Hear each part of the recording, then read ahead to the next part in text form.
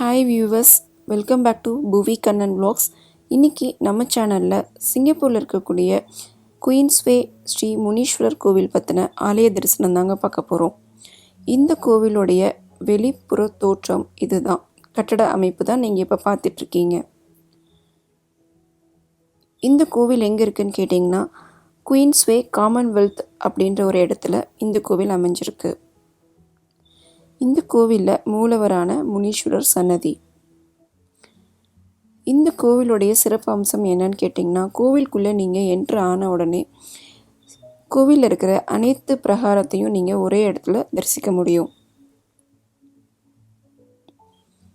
இப்போ நீங்கள் பார்த்துட்ருக்கிற காட்சி தான் கோவிலுடைய உள்பிரகாரம்.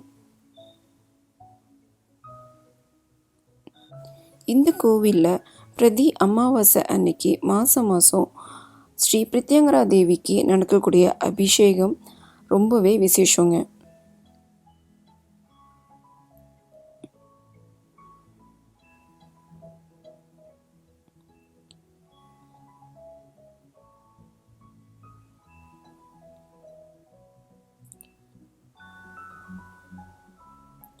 இப்போ நீங்கள் கோவிலில் இருக்கிற எல்லா பிரகாரங்களையும் நீங்கள் பார்த்துருக்கீங்க.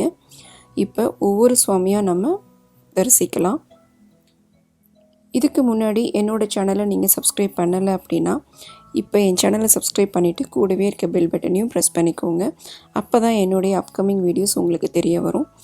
வாங்க நம்ம இப்போ ஒவ்வொரு சுவாமி சன்னதியாக பார்க்கலாம்.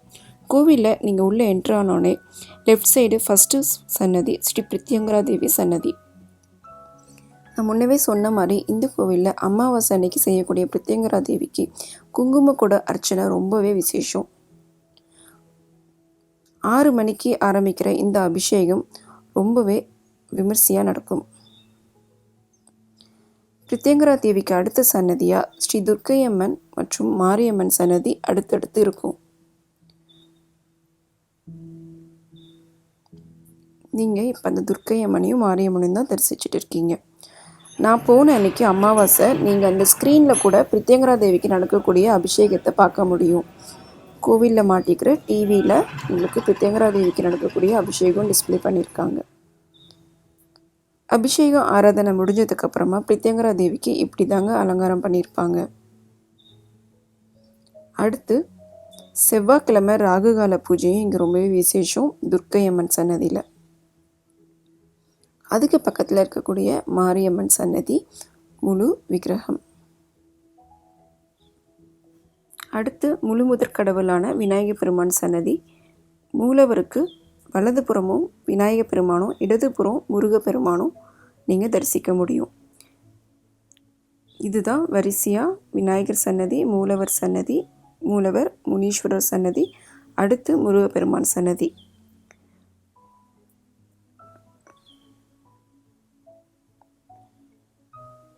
மூலவர் ஸ்ரீ முனீஸ்வரர்.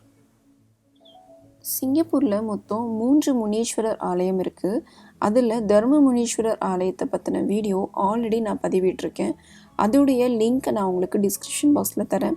நீங்கள் அங்கே போய் கிளிக் பண்ணி தர்ம முனீஸ்வரர் கோவில் தரிசனத்தையும் பாருங்கள்.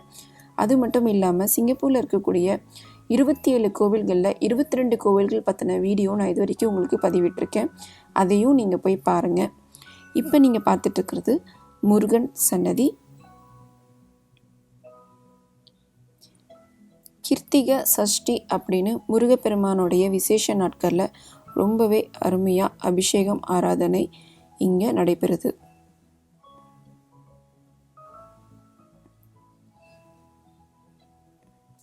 முருகர் சன்னதிக்கு வெளியில் உங்களுக்கு சின்னதாக இடும்பன் சன்னதியும் இருக்குது. முருகன் சன்னதிக்கு அடுத்தது கிருஷ்ணர் சன்னதி. கிருஷ்ணர் புல்லாங்குழல் வாசிச்சுட்டு ரொம்பவே அழகாக நமக்கு காட்சி தரார். வெளியில் உங்களுக்கு ஆஞ்சநேயர் சன்னதி சின்னதாக வச்சுருக்காங்க.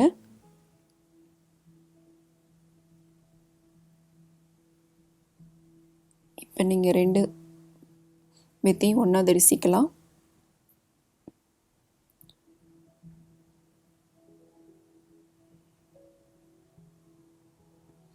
இதுதான் கோவிலுடைய உள்பிரகாரம்.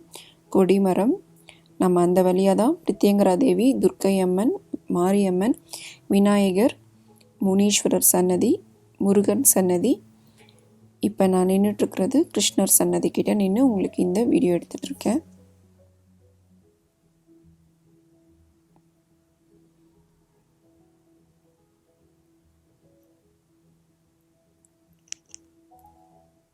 கிருஷ்ணர் சன்னதிக்கு அடுத்தது உங்களுக்கு ஐயப்பன் சன்னதியும் இருக்குது.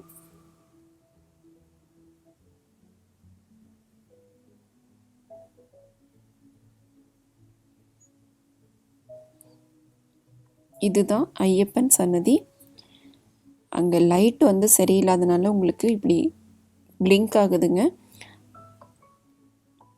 ஐயப்பன் சன்னதி 18 படியோட ரொம்பவே அருமையாக நீங்கள் சுவாமி ஐயப்பனை இங்கே தரிசிக்க முடியும்.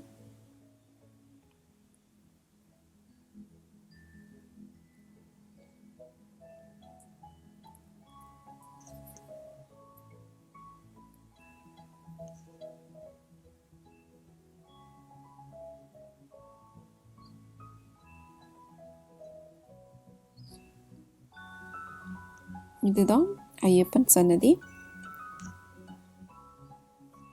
உற்சவரோட இப்போ நீங்கள் தரிசிக்கலாம். அடுத்து இந்த பக்கம் திரும்பினா உங்களுக்கு உற்சவர் சன்னதி இருக்குது. எல்லா தெய்வங்களுடைய உற்சவரும் இந்த இடத்துல வச்சுருக்காங்க. இன்றைக்கி அமாவாசை, உங்களுக்கு பிரித்யங்கரா தேவிக்கு அபிஷேகம் நடைபெற்றுருக்கு.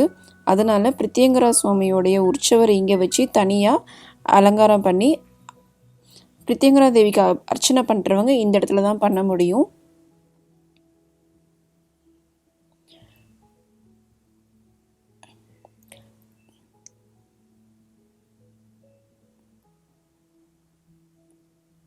கோவிட் சுச்சுவேஷனால் சேஃப்டி மெஷர்மெண்ட்டை ரொம்பவே ஸ்ட்ரிக்டாக ஃபாலோ பண்ணி தான் கோவிலுக்குள்ளார ஆள் எண்ணி தான் உள்ளே விடுறாங்க. நம்ம ஒவ்வொரு சாமியாக தரிசனம் பண்ணிவிட்டு நம்ம அப்படியே வெளியில் வந்துட வேண்டியது தான். கட்டளைதாரர் மட்டும் அங்கே உட்காந்து அபிஷேகம் பார்க்க முடியும். அர்ச்சனை பண்ணுறவங்க இங்கே இந்த உற்சவர்கிட்ட நீங்கள் அர்ச்சனை பண்ணிவிட்டு வெளியில் உங்களுக்கு குங்குமம், பிரசாதம், எலுமிச்சப்பழம் கொடுக்குறாங்க. அதையும் வாங்கிக்கணும்.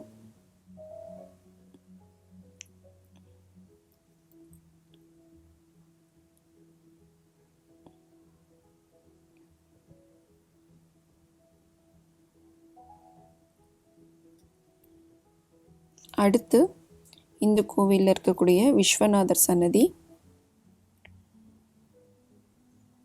பிரதோஷ காலம், சிவராத்திரி அப்படின்ற எல்லா விசேஷ நாட்கள்லையுமே இங்கே உங்களுக்கு இந்த கோவிலுடைய FB பேஜில் லைவாக காமிக்கிறாங்க. நீங்கள் அங்கேயும் சுவாமி தரிசிக்க முடியும். விசாலாட்சி அம்மன், நந்தி தேவர். இந்த கோவிலுடைய இன்னொரு சிறப்பு அம்சம், இந்த கோவிலில் மட்டும்தான் நீங்கள் நாகராஜாக்கும் நாகராணிக்கும் தனி சன்னதியில் தரிசிக்க முடியும். கோவிலோட வெளிப்பிரகாரத்தில் இந்த சன்னதி இருக்குது. காலபைரவருக்கும் அங்கே தான் சன்னதி இருக்குது. இப்போ நீங்கள் பார்த்துட்டு இருக்கிறது காலபைரவருடைய தரிசனம். வெளியில் உங்களுக்கு நவகிரக சன்னதி இருக்குது. இந்த கோவிலில் இப்போ தசசகஸ்ர தீபம் பூஜை நடைபெற்றுருக்கு.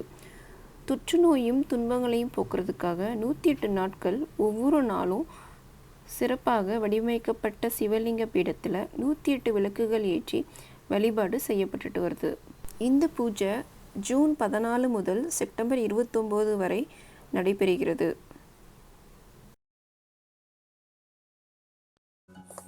நான் முன்னவே சொன்னபடி இந்த கோவிலில் இருக்கக்கூடிய ஸ்ரீ பிரித்யங்கரா தேவிக்கு பிரதி அமாவாசை தினத்தன்று மாலை சுமார் 6 மணிக்கு நடக்கக்கூடிய அபிஷேகம் ரொம்பவே விசேஷமானது. அதுலேயும் முக்கியமாக குங்குமக்குட அர்ச்சனை ரொம்பவே விசேஷம். இன்றைக்கி என்னோட சேர்ந்து சிங்கப்பூர் குயின்ஸ்வே முனீஸ்வரர் ஆலயத்தை நீங்களும் ரொம்பவே அருமையாக தரிசிச்சிருப்பீங்க. இது போன்ற ஆலய தரிசனத்துக்கும் நம்ம ஊரில் இருக்க கோவில்கள் பற்றிய தகவல்கள், சிங்கப்பூர் மட்டுமல்லாது வெளிநாட்டில் இருக்கக்கூடிய கோவில்கள் பற்றின தகவல்கள் தெரிஞ்சுக்க என்னுடைய யூடியூப் சேனலை மறக்காமல் சப்ஸ்கிரைப் பண்ணுங்கள். கூடவே இருக்க பெல் பட்டனை ப்ரெஸ் பண்ணுங்கள். நன்றி, வணக்கம்.